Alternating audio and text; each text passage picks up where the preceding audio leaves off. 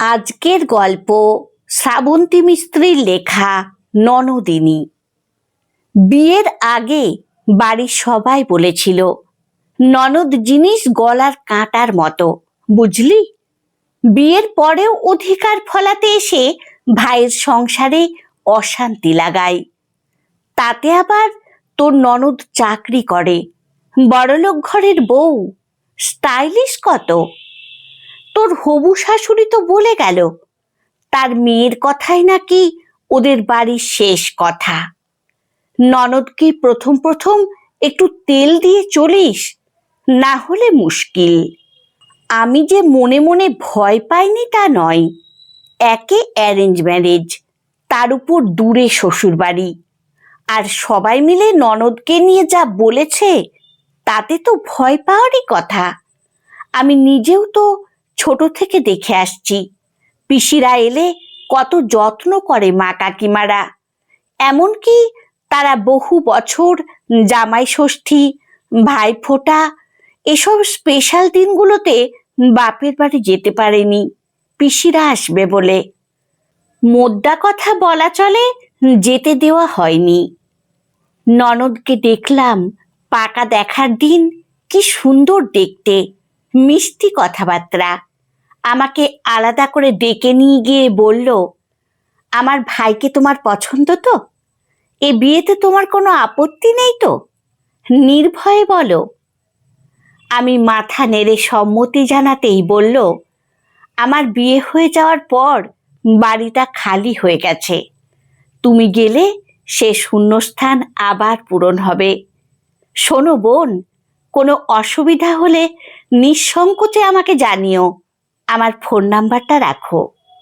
বলে হাতে একটা সোনার বালা পরিয়ে দিয়ে বলল, এই বালা আমাদের বাড়ির ঐতিহ্য, বংশ পরম্পরায় বাড়ির মেয়েরা পেয়ে আসছে, সেইভাবে আমিও এক জোড়া পেয়েছি।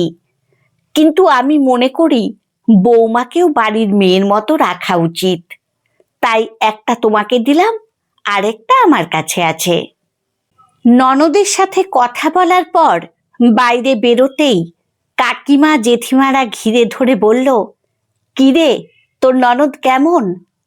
আমি বললাম, খুব ভালো তো। ওরা সন্দেহ প্রকাশ করে বলল, প্রথম প্রথম ওরকম মনে হয়। আমি আনমনে বিড়বিড় করে বললাম, না গো কাকি, মানুষটা একদম অন্যরকম। কিছুদিন পর আমার বিয়েটা হয়ে গেল সৌরভের সাথে। বিয়ের দিন সকালে ননদের ফোন দেখে ভয়ে ভয়ে ফোনটা ধরতেই ও প্রান্ত থেকে দিদিভাইয়ের গলা, শোন, উপোস করতে যাস না যেন আবার, তোর তো আবার লো প্রেশার, খেয়ে নিবি পেট ভরে, সুস্থ থাকাটাই কিন্তু গুরুত্বপূর্ণ। বিয়ের পরের দিন দেখলাম প্রায় নাচতে নাচতে আমাকে ঘরে তুলল আমার ননদ। তারপর নিজের ঘরে নিয়ে গিয়ে বলল, এ ঘরে আমার যা কিছু জিনিস আছে, যা ইচ্ছে নিবি তুই, বুঝলি।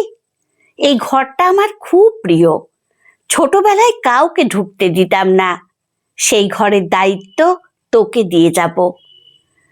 প্রথম বাপের বাড়ি যেতেই সবাই বলল, গিফটে পাওয়া ভালো ভালো শাড়িগুলো ননদ নিয়ে নিল তো?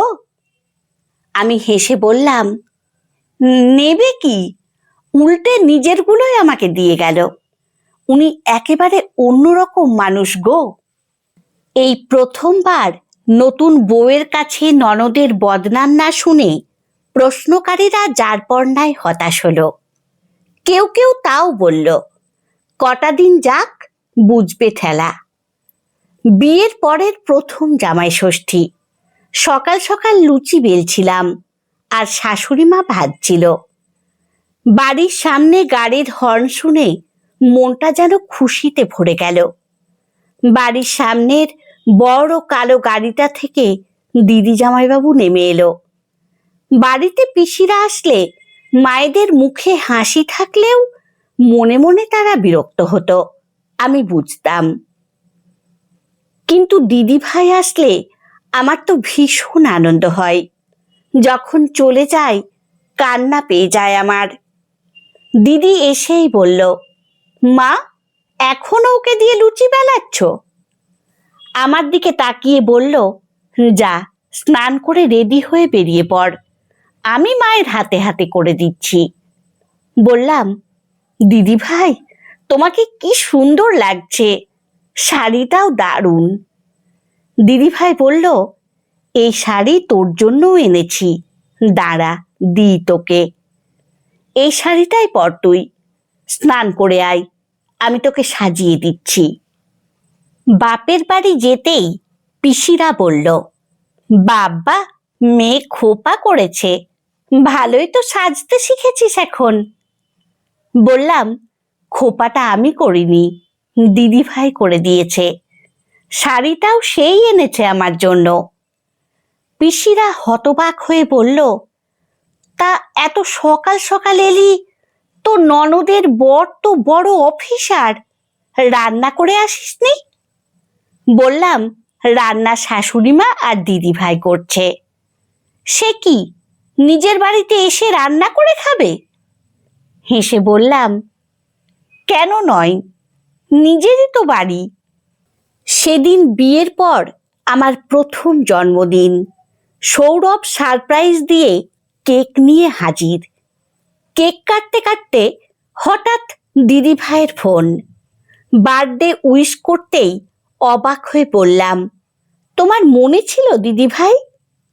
হেসে দিদি ভাই বলল, ভাইয়ের জন্মদিন মনে রাখি আর তোরটা মনে থাকবে না?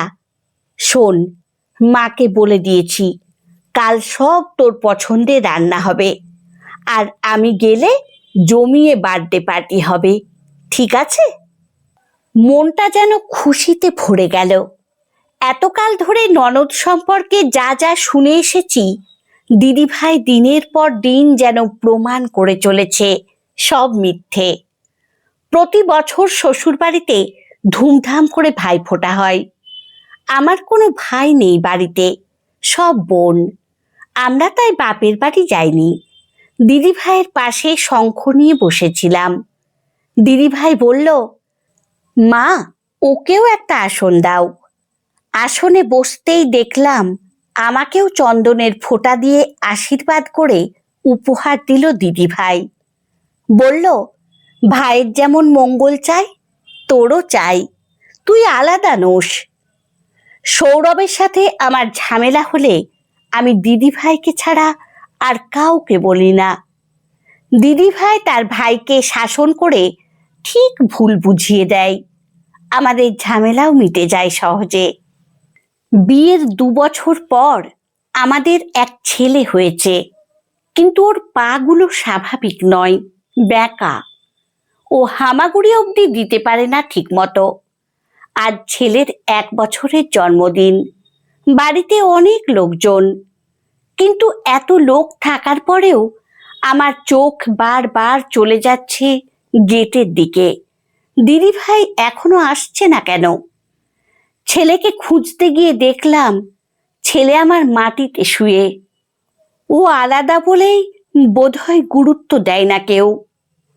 চোখের জলে আমার চোখ দুটো যেন ঝাপসা হয়ে গেল।